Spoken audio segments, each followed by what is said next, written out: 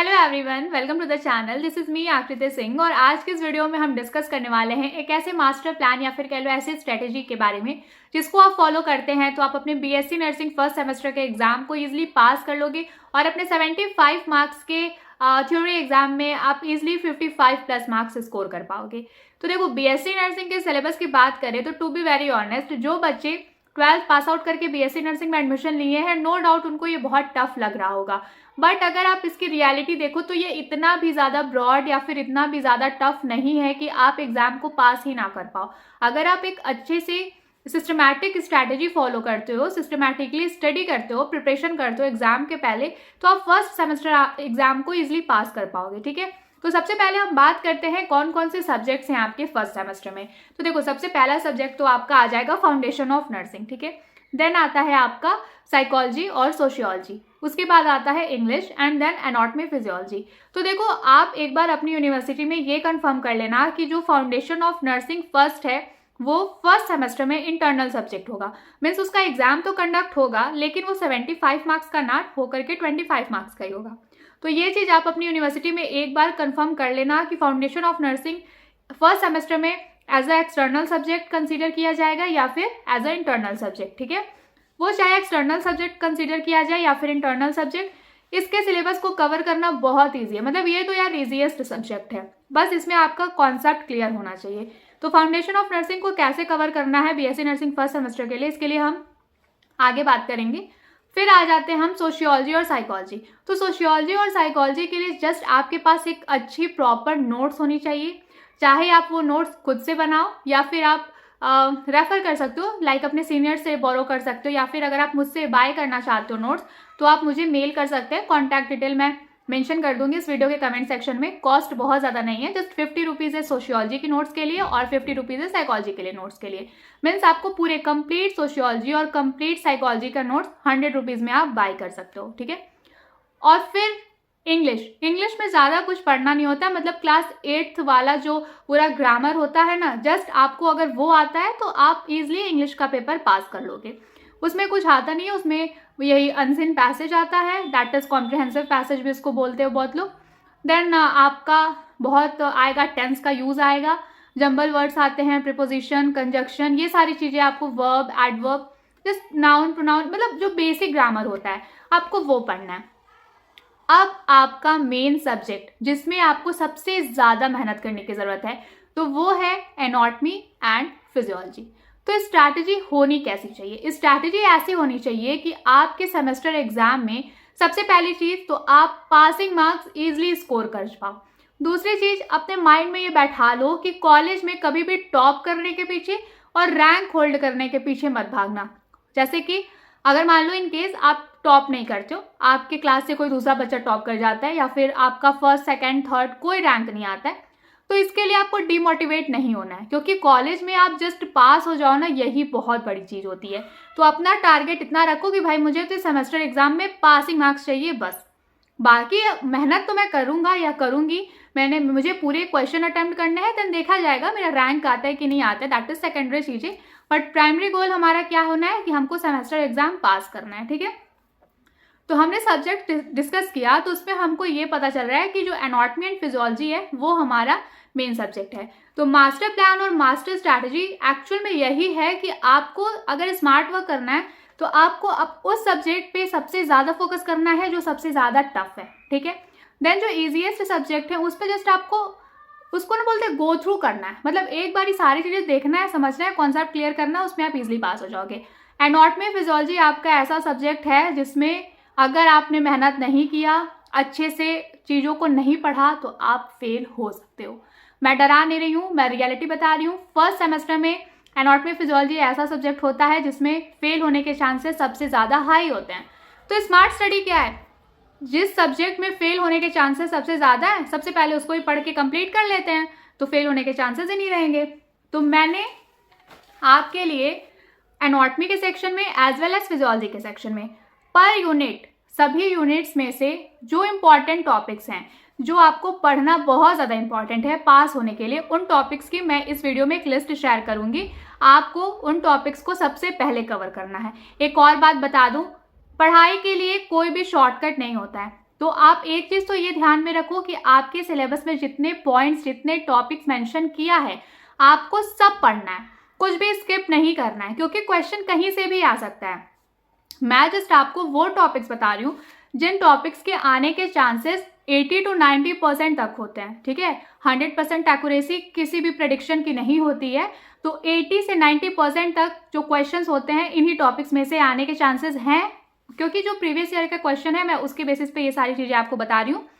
तो आपको जो मैं टॉपिक्स बता रही हूँ इसको सबसे पहले कवर करना है, उसके बाद जो टॉपिक्स बच जाते हैं आपको उनको भी पढ़ के जाना है। बहुत डीप में आप उन टॉपिक्स को नहीं पढ़ पाते हो तो नो इश्यूज, बट आपको सारे टॉपिक का कॉन्सेप्ट, जो एक होता है एक बेसिक कॉन्सेप्ट, वो एटलीस्ट क्लियर होना चाहिए कि अगर एग्जाम में इनकेस इन टॉपिक्स के अलावा जो मैं टॉपिक्स आपको शेयर करूंगी, जिसकी लिस्ट आपको मैं इस वीडियो में बताऊंगी, अगर उसके अलावा उधर से भी क्वेश्चन आता है तो आप उसको एटलीस्ट अटेम्प्ट कर लो, क्योंकि एग्जाम में ना कोई भी क्वेश्चन आपको स्किप नहीं करना है। जो क्वेश्चन, जितना क्वेश्चन पेपर में अटेम्प्ट करने के लिए बोला गया है, आपको उतने सारे क्वेश्चंस अटेम्प्ट करना है, क्योंकि सेमेस्टर एग्जाम में जो डिस्क्रिप्टिव आंसर्स होते हैं उसको अटेम्प्ट करने, अगर जैसे मान लो आपसे फर्स्ट एड के बारे में पूछा गया तो आपको फर्स्ट एड का बहुत ज़्यादा डीप आंसर याद नहीं आ रहा है, बट आप एक ओवरव्यू फर्स्ट एड का लिख देते हो आंसर में, ठीक है, आंसर शीट में, तो एटलीस्ट आपको 5 नंबर के क्वेश्चन में से 2 नंबर तो मिल ही जाएंगे। बट अगर आप फर्स्ट एड को ये सोच के पूरे स्किप कर दो कि यार ये क्वेश्चन के मुझे अच्छे से नहीं आ रहा है, छोड़ो इसको नहीं करते हैं, तो आपको 1 नंबर भी नहीं मिलेगा। इसलिए आपको सारा टॉपिक पढ़ के जाना है, ठीक है, एटलीस्ट आपको सारे टॉपिक के बारे में पता तो होना ही चाहिए। तो चलो अब डिस्कस करते हैं हम एनाटॉमी एंड फिजियोलॉजी के वो इम्पॉर्टेंट टॉपिक्स जो आपको एग्जाम में पास कराएंगे, ठीक है। तो सबसे पहले हम एनाटॉमी की बात करें तो देखो, एनाटॉमी में आपको पढ़ना क्या होता है, जो स्ट्रक्चर्स होते हैं, जो हमारे ऑर्गन सिस्टम के स्ट्रक्चर्स हैं, आपको वो पढ़ना है। और जो भी ऑर्गन है जिसका आपको एनाटॉमिकल डिस्क्रिप्शन लिखना है तो उसमें आप क्या लिखोगे, उसके स्ट्रक्चर के बारे में लिखते हो और उसके लोकेशन के बारे में लिखते हो, ठीक है। वैसे स्ट्रक्चर, लोकेशन, ओरिजिन, 3 चीजें मेंशन करनी होती हैं किसी भी एनाटॉमी के। अगर मान लो आपसे एनाटॉमिकल स्ट्रक्चर किसी भी स्पेसिफिक ऑर्गन का पूछ लेता है तो, बट आपको इनकेस ओरिजिन नहीं याद आ रहा है तो आप उस पर्टिकुलर ऑर्गन का स्ट्रक्चर और पर्टिकुलर ऑर्गन का लोकेशन मेंशन करोगे तो भी आपको मार्क्स मिल जाएंगे। तो एनाटॉमी में क्या इंपॉर्टेंट है वो डिस्कस करते हैं। तो एनाटॉमी में देखो, सबसे पहले आएगा आपका human cell structure. Human cell structure बोल लो या फिर एनिमल सेल स्ट्रक्चर बोल लो, क्योंकि आपको इधर प्लांट सेल का कुछ मतलब नहीं है, आपको प्लांट सेल नहीं पढ़ना है, आपको ह्यूमन सेल पढ़ना है या फिर एनिमल सेल। तो सबसे पहली चीज आप देखो, सबसे पहली चीज आपको तैयारी के लिए, एक चीज में, एक पॉइंट मेरे से मिस हो गया, मैं जो टॉपिक्स बताऊंगी ना उन टॉपिक्स को पढ़ने के लिए प्लीज एक सेपरेट नोटबुक लेना। 40 या 50 रुपीज की एक नोटबुक खरीद लो, ठीक है। 50 रुपीज तक आपको एक ऐसी नोटबुक मिल जाएगी, मैं आपको दिखाती हूँ, मतलब लाइक इतनी मोटी होनी चाहिए, ठीक है। ऐसी नोटबुक, ये 50 रुपीज की मैंने ली थी लोकल मार्केट से। आपको ऐसी एक नोटबुक लेनी है। मैं जितने टॉपिक्स आपको अभी इस वीडियो में बता रही हूँ उतने सारे टॉपिक को अच्छे से इस नोटबुक में लिख के पढ़ना, ठीक है, अच्छे से लिख के पढ़ना। जितने एनाटॉमिकल स्ट्रक्चर को बताऊंगी उसकी अच्छे से प्रैक्टिस करना, एंड देन इसी सेम कॉपी में आपके जो टॉपिक्स पेंडिंग में है, ठीक है, जिसको मतलब मैं जो बता रही हूँ, मैं तो इंपॉर्टेंट टॉपिक बता रही हूँ, इसके अलावा जो टॉपिक बच जाते हैं आपके सिलेबस में उन टॉपिक्स को भी थोड़ा थोड़ा कवर कर लेना, ठीक है। तो एनाटॉमी में अगर हम डिस्कस करें तो सबसे पहले आएगा हमारा ह्यूमन सेल स्ट्रक्चर। जो सेल होता है, सेल का हर बार मतलब ऑलमोस्ट क्वेश्चन आता ही आता है, तो आपको सेल स्ट्रक्चर बिल्कुल अच्छे से, एनिमल सेल अच्छे से ड्रॉ करना आना चाहिए, उसको लेबलिंग उसकी आपको अच्छे से आनी चाहिए कि कहाँ पे माइटोकॉन्ड्रिया है, क्या गोल्जी एपरेटस है, ठीक है, कहाँ एंडोप्लाज्मिक रेटिकुलम है, कहाँ रफ एंडोप्लाज्मिक रेटिकुलम है, राइबोसोम, ये सारी, लाइजोसोम, ये सारी चीज़ें आपको अच्छे से पूरा एकदम एक अच्छा सा स्ट्रक्चर आपको तैयार करना है। देन टिश्यू, देखो टिश्यू के जितने टाइप्स होते हैं ना, एपिथेलियल हो गया, तो जितने टाइप्स होते हैं सारे टिश्यू का आपको डायग्राम पता होना चाहिए। डायग्राम, टिश्यू के डायग्राम की आपको प्रैक्टिस करनी है। देन हम आते हैं स्केलेटल सिस्टम पे। तो स्केलेटल सिस्टम का डायग्राम वैसे तो एग्जाम में उतना नहीं पूछता है क्योंकि थोड़ा टफ होता है, लेकिन फिर भी आप प्लीज़ कोशिश करना कि बहुत ही ऑर्गेनाइज्ड स्ट्रक्चर नहीं तो एटलीस्ट एक रफ स्केलेटल सिस्टम का स्ट्रक्चर आपको आना चाहिए। एक रफ स्केलेटल सिस्टम का स्ट्रक्चर आप प्रैक्टिस कर लेना, उसमें जो मेन पॉइंट्स हैं उसको लेबल कर देना। मैं ऑन स्क्रीन कोई स्ट्रक्चर शेयर नहीं कर रही हूँ क्योंकि अगर मैं गूगल से डाउनलोड करके इधर आपको बताऊंगी तो शायद वीडियो पे कॉपीराइट आ सकता है, तो मैं जस्ट आपको टॉपिक्स बता दे रही हूँ, आप उन स्ट्रक्चर्स की प्रैक्टिस कर लेना, ठीक है। स्केलेटल सिस्टम, फिर आएगा मसल्स। तो देखो मसल्स में 3 टाइप के, जो कार्डियक, एक हो गया आपका कार्डियक मसल हो गया, ठीक है, देन हो गया आपका skeletal muscle, okay, and then आपका आता है स्मूथ मसल। तो इन तीनों मसल का डायग्राम आपको आना चाहिए। मान लो जैसे, वैसे तो इतना ज़रूरी नहीं है कि डायरेक्टली मसल्स का डायग्राम आपसे पूछ ले, लेकिन अगर मान लो आपसे मसल का कुछ भी एनाटॉमी में क्वेश्चन पूछ लेता है, आपको कुछ नहीं आ रहा है एग्जैक्टली, तो अगर आप इन तीनों मसल्स का डायग्राम भी ड्रॉ कर दोगे तो आपको कुछ मार्क्स मिल जाएंगे। तो मसल्स जो आपका कार्डियक मसल है, ठीक है, फिर आपका आ जाएगा smooth muscle and skeletal muscle, तीनों मसल्स का अच्छे से डायग्राम प्रैक्टिस कर लेना। देन देखो अब आते हैं हम ना नर्वस सिस्टम पे। तो देखो नर्वस सिस्टम में बहुत इंपॉर्टेंट 3 डायग्राम होता है जो आपको आना ही आना चाहिए। पहला तो नर्व्स, देखो नर्व्स, ठीक है, नर्व्स को थोड़ा कम प्रायोरिटी दे सकते हो, लेकिन ये भी इंपॉर्टेंट है। आपका न्यूरॉन्स, ठीक है, 2 मान के चलो, न्यूरॉन्स और स्ट्रक्चर ऑफ ब्रेन, ये 2 चीज़ें आपको एकदम अच्छे से डायग्राम होता है ना कि एकदम यहाँ सेट कर लेना, कि आपको एकदम प्रॉपर ड्रॉ करना आना चाहिए। इसकी लेबलिंग, ठीक है, कहाँ पे कौन सा फ्रंटल पार्ट है, क्या है, सारी चीज़ें आपको लेबल करना आना चाहिए। न्यूरॉन में एक्सॉन, डेंड्राइट, सेल बॉडी, ये सब आपको अच्छे से ड्रॉ करना आना चाहिए। तो ये हो गया आपका न्यूरॉन का स्ट्रक्चर और ब्रेन का स्ट्रक्चर, एकदम अच्छे से पढ़ के जाना, ठीक है। फिर स्किन में आ जाओ, तो स्किन का एक डायग्राम अगर पॉसिबल हो तो प्रैक्टिस कर लेना, क्योंकि स्किन से क्वेश्चन आ जाता है वेरी शॉर्ट वगैरह में, तो डायग्राम वगैरह थोड़ा सा जल्दी से ड्रॉ कर दोगे तो अच्छा इंप्रेशन बनेगा कॉपी पे, ठीक है। देन थोड़ा सेंसरी ऑर्गन की हम बात करें तो उसमें आपका आई, ईयर, ये 2 चीज़ों का डायग्राम आपको एकदम अच्छे से आना चाहिए।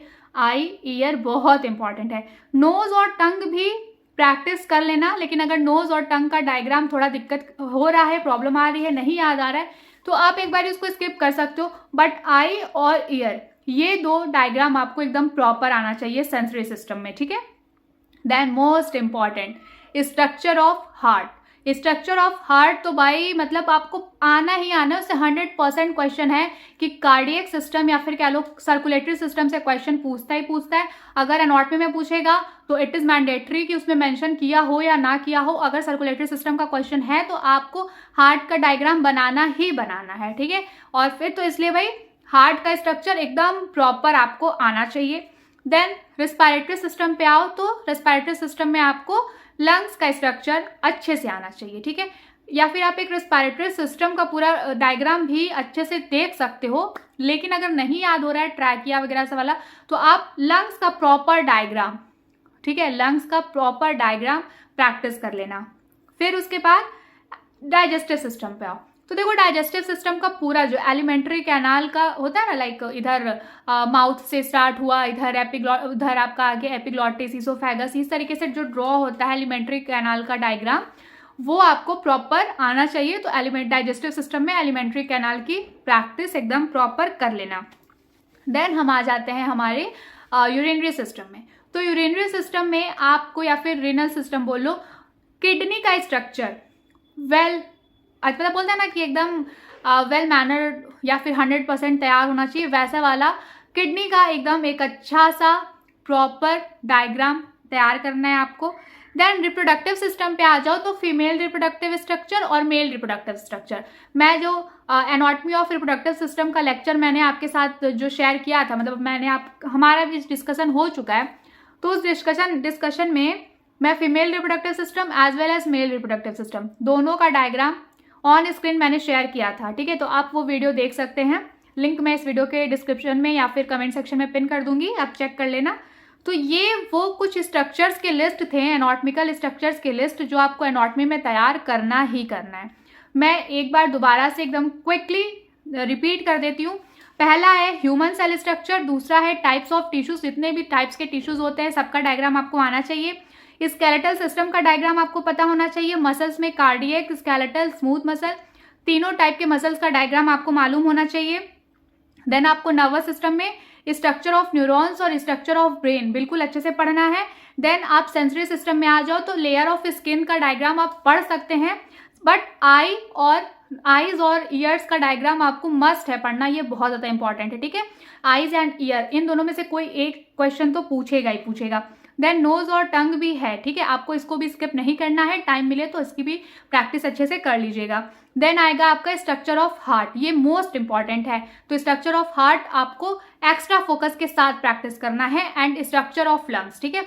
अगर पॉसिबल हो तो एक पूरा रेस्पिरेटरी सिस्टम का डायग्राम आप तैयार कर लेना, बट अगर नहीं होता है तो आप स्पेसिफिकली लंग्स का डायग्राम अच्छे से तैयार कर लेना। देन डाइजेस्टिव सिस्टम में एक प्रॉपर एलिमेंट्री कैनाल का डायग्राम आपको आना चाहिए।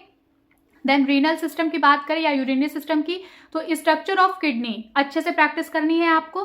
देन रिप्रोडक्टिव सिस्टम में फीमेल रिप्रोडक्टिव स्ट्रक्चर और मेल रिप्रोडक्टिव स्ट्रक्चर आपको दोनों स्पेसिफिकली पढ़ना है। तो एनाटॉमिकल स्ट्रक्चर्स में इतने टॉपिक्स हैं, इतनी चीजें हैं जिसका डायग्राम आपको एकदम अच्छे से आना चाहिए, ठीक है। प्रैक्टिस आपको एकदम अच्छे से करके जाना है। साथ ही साथ सिर्फ एक डायग्राम कब कंप्लीट होता है, जब आप उसकी लेबलिंग भी करते हो कि कौन सी चीज कहाँ है, तो डायग्राम प्लस उसकी प्रॉपर लेबलिंग आपको एकदम अच्छे से आना चाहिए। तो एनाटॉमी में आपको ये सारी चीजें अगर आप इतना भी तैयार कर लेते हैं, इतने स्ट्रक्चर्स और इसका डिस्क्रिप्शन भी पढ़ना है, सिर्फ स्ट्रक्चर नहीं, इसका डिस्क्रिप्शन, तो आप एनाटॉमी के मेजर पोर्शन को कवर कर लोगे, ठीक है। देन अब आते हैं हम फिजियोलॉजी में।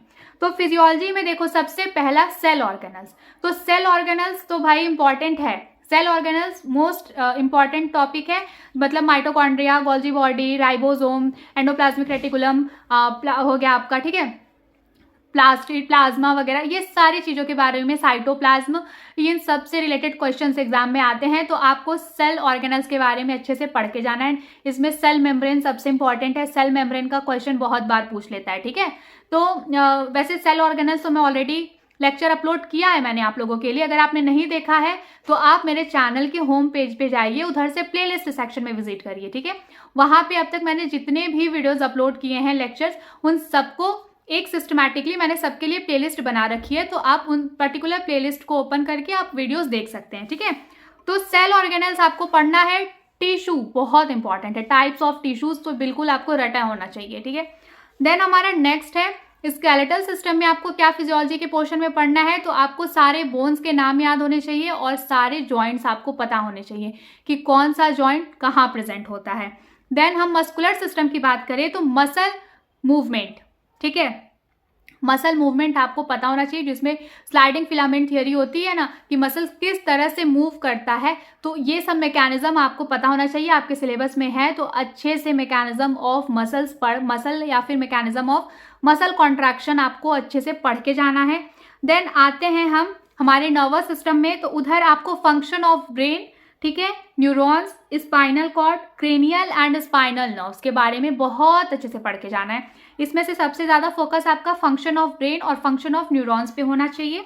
देन इसी यूनिट में एक और चीज़ बहुत इंपॉर्टेंट है, that is reflex action. Reflex action से भी क्वेश्चन आते हैं, और साथ ही साथ रेफ्लेक्स आर्क और रेफ्लेक्सेस, मीन्स आपसे ऐसे क्वेश्चन पूछ सकता है, differentiate between reflex arc, reflex action and reflexes करके, तो आप इन सारी चीज़ों को अच्छे से पढ़ लीजिएगा, ठीक है। देन आते हैं हम सर्कुलेटरी सिस्टम में, तो भाई देखो सर्कुलेटरी सिस्टम हो गया, रिस्पिरेटरी सिस्टम हो गया, डाइजेस्टिव सिस्टम हो गया, ये 3 ऐसे यूनिट है जिसको आपको कंप्लीटली पढ़ना है। बट फिर भी मैं आपको जैसे कि मैं यहाँ इस वीडियो में आपके साथ इंपॉर्टेंट टॉपिक शेयर कर रही हूँ, तो फिर भी मैं इसमें से जो इंपॉर्टेंट है उसको मैं बता देती हूँ। तो सर्कुलेटरी सिस्टम में सबसे पहली चीज़, तो आपको पूरा सर्कुलेटरी सिस्टम का हार्ट का मैकेनिज्म पता होना चाहिए, ठीक है। फिर उसके बाद blood formation, composition of blood, blood group and blood coagulation, ये आपको पढ़ना है, ये topics. Then function of heart मैं बताई हूँ, और इसमें सबसे इंपॉर्टेंट देखो क्या आता है, कंडक्शन ऑफ हार्ट फंक्शन, या फिर आप कह लो कार्डियक साइकिल, ठीक है, और सर्कुलेशन, मतलब कार्डियक साइकिल, सर्कुलेशन, हार्ट का पूरा फुल मैकेनिज्म आपको एकदम मोस्ट इंपॉर्टेंटली पढ़ के जाना है कार्डियक सिस्टम में से या फिर सर्कुलेटरी सिस्टम में। और एडिशनल जो इसमें इंपॉर्टेंट चीज़ें हैं, that is the blood formation, composition, blood group and blood coagulation. Blood composition मतलब फ्रिक्वेंटली आस्क्ड क्वेश्चन टाइप, मतलब कि इससे बहुत बार क्वेश्चन आता है, ठीक है, इसलिए मैंने ये टॉपिक इधर मेंशन किया है।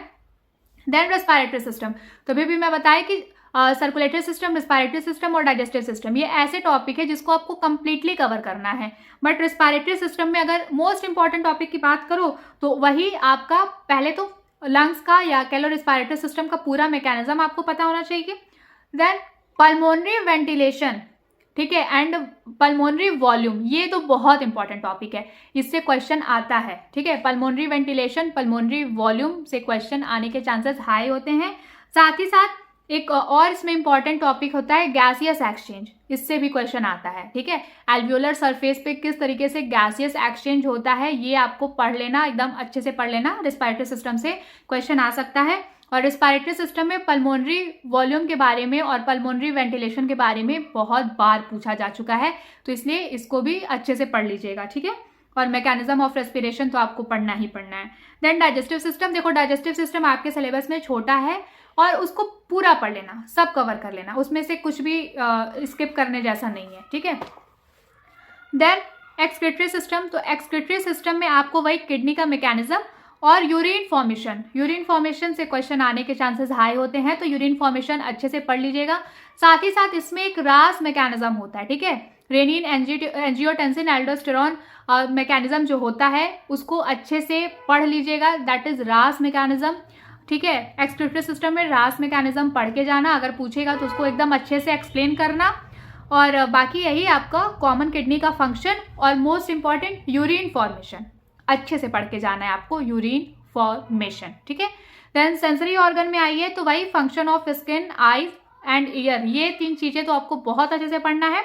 बाकी नोज का फंक्शन भी देख लेना। ठीक है, स्किप करने का क्या ही फायदा, इंपॉर्टेंट में इसको भी इंक्लूड कर लो, लेकिन फंक्शन ऑफ स्किन, आईज और ईयर्स बहुत इंपॉर्टेंट है। ठीक है, इसको पढ़ना है आपको। देन एंडोक्राइन सिस्टम में करें तो देखो एंडोक्राइन सिस्टम आपके सिलेबस में छोटा टॉपिक यूनिट है, तो हर चीज कवर कर लेना, लेकिन अगर इसमें इंपॉर्टेंट अगर हम बात करें तो एंडोक्राइन सिस्टम में बेसिकली ग्लैंड्स के बारे में पढ़ता है। तो कौन कौन से ग्लैंड्स इंपॉर्टेंट है मैं आपको बता देती हूँ। तो pituitary gland, thymus, thyroid, pancreas, ovaries and testis, ये कुछ इंपॉर्टेंट ग्लैंड्स हैं जिसके बारे में आपको एकदम डिटेल में पता होना चाहिए। एडिशनली आप इस यूनिट में जितने भी ग्लैंड्स के बारे में दिया है सबको पढ़ लेना, लेकिन pituitary, thymus, thyroid, pancreas, ovaries, testis, इन ग्लैंड्स के बारे में आपको इन ग्लैंड्स का डिस्क्रिप्शन बिल्कुल रटा होना चाहिए। ठीक है, देन रिप्रोडक्टिव सिस्टम, तो देखो रिप्रोडक्टिव सिस्टम का एनाटॉमी मैं पढ़ा चुकी हूँ, फिजियोलॉजी में पढ़ा रही हूँ, तो उसमें सब इंपॉर्टेंट है। ठीक है, या फिर अगर आप इन शॉर्ट देखना चाहो तो मेल रिप्रोडक्टिव सिस्टम या कह लो मेल रिप्रोडक्टिव ऑर्गन का मैकेनिज्म और फीमेल रिप्रोडक्टिव ऑर्गन का मैकेनिज्म अच्छे से पढ़ लेना। और इसमें एक और बहुत इंपॉर्टेंट चीज आती है, that is female sexual cycle. ठीक है, जिसमें वो फीमेल सेक्सुअल साइकिल मतलब समझो जो मेंस्ट्रुअल साइकिल वाला फेज होता है, follicular menstruation, follicular phase, luteal phase. ठीक है, ये सारी चीजें आपको पता होनी चाहिए। वैसे मैं अभी पढ़ाऊंगी रिप्रोडक्टिव सिस्टम में, लेकिन अगर आप मेरे लेक्चर अपलोड करने के पहले ही सेल्फ स्टडी कर रहे हो तो आप फीमेल सेक्सुअल साइकिल एकदम अच्छे से पढ़ लो। ठीक है, कि कब ओवुलेशन फेज आ रहा है, कब फॉलिकुलर फेज आ रहा है, कब ल्यूटियल फेज आ रहा है, कब मेंस्ट्रुअल साइकिल आ रहा है, तो ये सब चीजें आपको पढ़ना है। Then lymphatic and immunological system, ये आपके फिजियोलॉजी के सिलेबस का लास्ट यूनिट है, छोटा यूनिट है, सब कवर कर लेना। लेकिन अगर इंपॉर्टेंट टॉपिक्स की बात करें तो इसमें आपका एंटीजन, एंटीबॉडी, ये आपका इंपॉर्टेंट है। बाकी टी सेल्स, बी सेल्स, इनके बारे में आपको पढ़ना है, लेकिन ये यूनिट छोटा है तो मैं तो यही कहूँगी कि इसको पूरा कवर कर लेना। ठीक, तो ये कुछ इंपॉर्टेंट टॉपिक थे एनाटॉमी और फिजियोलॉजी के। अगर स्मार्ट स्टडी करनी है तो पहले इन टॉपिक्स को कवर कर लो। ठीक है, ताकि आपका मेजर पोर्शन कवर हो जाए। बाकी के टाइम में आपको जो टॉपिक्स आपके सिलेबस से बच जा रहे हैं आप उनको कवर कर लेना, जस्ट उनका देख लेना कि उन टॉपिक्स में क्या क्या चीज़ें हैं। तो इससे क्या होगा कि आपका पास होना, आपका पासिंग मार्क्स तो फिक्स हो गया एग्जाम में। ठीक, बाकी अब आप पे डिपेंड करता है कि आप अपने सिलेबस को कितना डीप पढ़ते हैं और कितना ज़्यादा स्कोर करते हैं। तो जो टॉपिक्स पढ़ के आप एग्जाम में पासिंग मार्क्स तक स्कोर कर सकते हैं, मैंने वो टॉपिक्स जो मुझे इंपॉर्टेंट लगता था, मैंने अपने साइड से जो मुझे इंपॉर्टेंट लगता था उसकी लिस्ट मैंने बनाई और इस वीडियो में मैंने वो टॉपिक्स आपके साथ शेयर कर दी। ठीक है, अब आपकी ड्यूटी है कि आप इन टॉपिक्स को कितना इफेक्टिवली कवर करते हो। तो ओवरऑल हम अगर कंक्लूड करें तो हमारा मास्टर प्लान यही है कि हम जो सब्जेक्ट सबसे टफ है, ठीक है, जिसमें फेल होने के चांसेस सबसे ज़्यादा हाई हैं, सबसे पहले उस सब्जेक्ट को तैयार करो। उस सब्जेक्ट में जो इंपॉर्टेंट टॉपिक्स है यूनिट वाइज, ठीक है, ओवरऑल बात नहीं, यूनिट वाइज पर यूनिट में आपको फोकस करना है। एनाटॉमी के सेक्शन में भी, फिजियोलॉजी के भी सेक्शन में, उसको सबसे पहले तैयार करना है।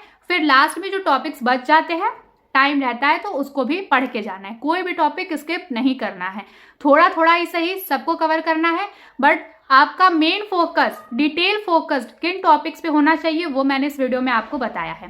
फिर रही बात फाउंडेशन ऑफ नर्सिंग की, तो वो इजी सब्जेक्ट है, उसके लिए मैं ट्राई करूंगी कि मैं आपके लिए एक 1 शॉट वीडियो लेके आऊँ जो थोड़ी लॉन्ग होगी, अराउंड 2 आवर की, जिसमें हम एक ही वीडियो में सारा इंपॉर्टेंट टॉपिक कवर कर लेंगे, ठीक है। रही बात साइकोलॉजी सोशियोलॉजी की, तो उसके लिए आप कोई नोट्स प्रेफर कर सकते हो, ठीक है। आप मुझसे भी नोट्स बाय कर सकते हो, साइकोलॉजी और सोशियोलॉजी दोनों की कंप्लीट नोट्स आपको जस्ट 100 रुपीज़ में मिल जाएगी, ठीक है। अगर आपको बाय करना हो तो आप मेरे से कांटेक्ट कर सकते हो, contact details that is Gmail और इंस्टा आईडी मैं इस वीडियो के कमेंट सेक्शन में पिन कर दूंगी। बाकी अगर आप खुद से पढ़ना चाहते हो तो साइकोलॉजी और सोशियोलॉजी के लिए आपको नोट्स बना लेनी चाहिए, मतलब शॉर्ट नोट्स बना लो और उससे पढ़ लो, हो जाएगा। वो तो एग्जाम के 2 दिन पहले भी पढ़ोगे तो कवर हो जाएगा। अगर एग्जाम में अभी 10, 15, 20 दिन बचा है आपके BSc nursing first semester exam में, तो एनॉट में फिजियोलॉजी को सबसे पहले कवर करो और उसमें मैंने जो टॉपिक्स बताया है पहले उन टॉपिक्स को अच्छे से पढ़ लो, ठीक है। और जो टॉपिक बताई हूँ मैं, प्लीज उसके लिए एक सेपरेट कॉपी बना लेना, एक सेपरेट नोटबुक, ये नहीं कि जो नोट्स वाली है चल उसी में कंटिन्यू कर देते हैं, फिर बाद में क्या होगा, सब मिक्स हो जाएगा। इसलिए मैं कह रही हूँ कि आप मतलब पैसे इधर उधर इन्वेस्ट करते ही हो, ठीक है, जो वेस्ट हो जाता है, तो बेटर है कि यार 40 या 50 रुपीज़ एक सही जगह इन्वेस्ट करो और एक सिस्टमैटिक स्टडी प्लान करो अपने लिए और उसको कंटिन्यू करो उस रूटीन को, जिससे कि आप अपने एग्जाम में इजीली पास हो जाओ, ठीक है। So all the best. ये स्ट्रैटेजी या फिर ये जो टॉपिक्स मैंने आपके साथ बताया ये आपको कैसा लगा, आपका क्या व्यू है, इंपॉर्टेंट है या नहीं है, या फिर मुझसे कोई टॉपिक मिस हो गया हो इस लिस्ट में, तो मुझे कमेंट सेक्शन में ज़रूर बताना। अभी के लिए चैनल को सब्सक्राइब करके बेल आइकन जरूर ऑन कर लेना, जिससे अपकमिंग वीडियोस की सारी नोटिफिकेशन आपको मिलती रहे। तो अपना ध्यान रखो, पढ़ाई करते रहो, हम जल्दी मिलेंगे नेक्स्ट वीडियो में।